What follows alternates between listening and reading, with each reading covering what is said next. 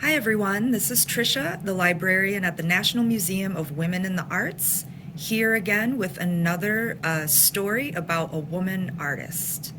And today I'll be reading you Sonia Delaunay, A Life of Color, written by Kara Maines and illustrated by Fatina Ramos.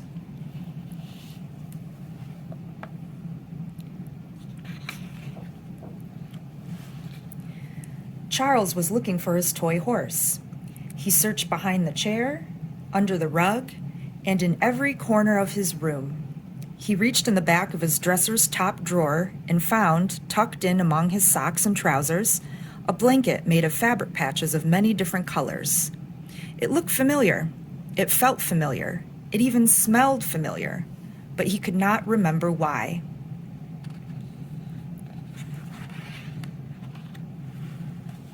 "Whose blanket is this?" Charles asked his mother, Sonia. Sonia was an artist. So was Charles' father, Robert, and many of their friends. "It's yours," Sonia replied. "I made it when you were just born to keep you warm in your cradle. It reminded me of the patchwork blankets that people made in Ukraine, the place where I was born, far from our home in Paris. But your blanket is special. As I stitched together the little pieces of fabric, I could almost hear the colors singing." Charles pressed his ear to the blanket. "Mama, you must have really good ears because I can't hear anything." Sonia thought for a minute. "Your ears work just fine, but there are many different ways of listening."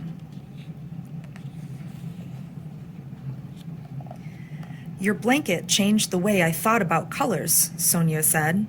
"When I listen to them, they tell me what to create." "What do they tell you, Mama?" Sonia thought again. "Why don't we let the colors speak for themselves?" She took Charles by the hand. "Come with me."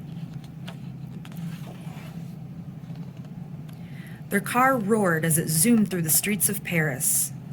Charles shrieked with delight as they barreled along, faster and faster. Suddenly the car lifted into the air. This would be no ordinary trip. Over the noise of the engine, he yelled, "Where are we going?" "Close your eyes," Sonia advised, "and follow the sounds of the colors." When Charles opened his eyes, he was surrounded by bright lights and music and people dancing. He couldn't help himself. He tapped his feet and clapped his hands. "This is Le Bal Bullier, where your father and I danced the tango. I always wear a colorful dress, and your father wears a grass-green jacket, a sky-blue waistcoat, and ruby-red socks. Papa sure can dance."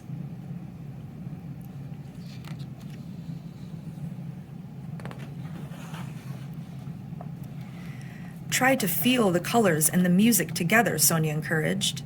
"When I painted Le Bal Bullier, I tried to show everything, even things you might not think you can paint, such as the colors and sounds of movement."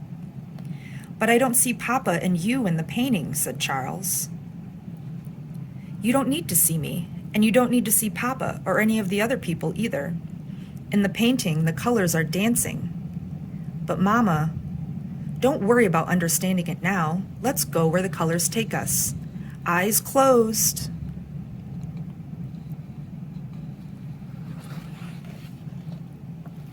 The sun was so bright that Charles could barely open his eyes. He felt his skin grow hot. He squinted and saw a busy marketplace full of fruits and vegetables, and he heard people speaking words he didn't understand. "Are we still in Paris, Mama?" "Not anymore. I've whisked you away to Portugal, to a town where your father and I lived when you were a baby."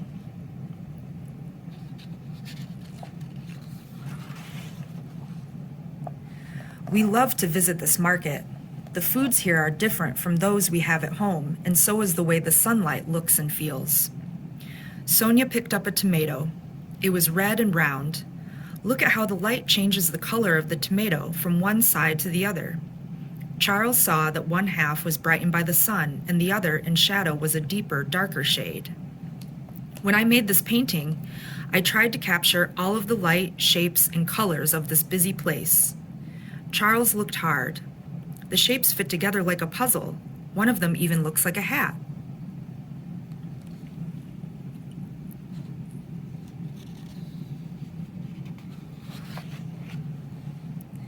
We have one last stop, Sonia said, as they blasted off in their colorful car.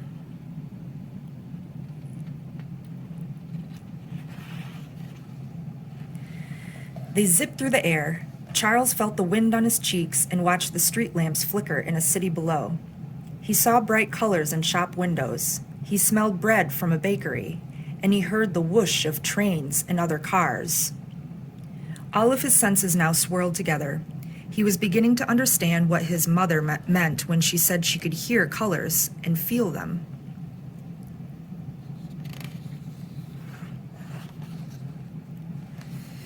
We've just arrived in Amsterdam, Sonia said, at a store that sells the fabrics I design.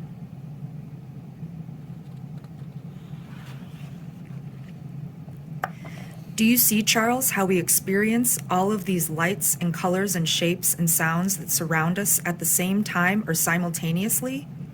I make designs for cars, furniture, and fabrics because besides being looked at, art can be driven, sat on, or worn. Art is all around us, always.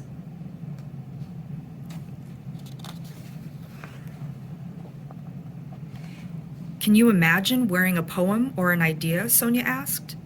In a pile of clothes, Charles spotted a pair of silk pajamas printed with one of Sonia's bright, bold designs. I want to wear an idea, he said. Can I try them on?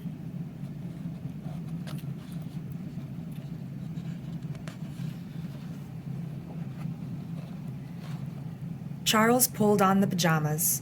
The smooth, soft fabric slid over his skin. He felt weightless, as if he were floating.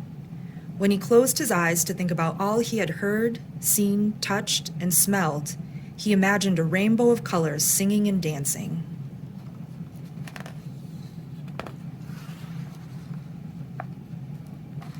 It's getting late, warned Sonia, and tomorrow is another day with even more to discover. But Mama, I'm not sleepy yet. I have so many colors and sounds and ideas in my head.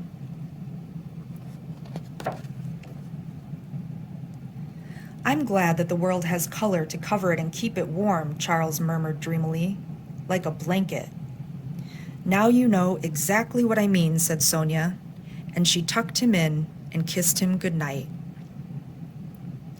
The end. Thank you for joining me for another story time.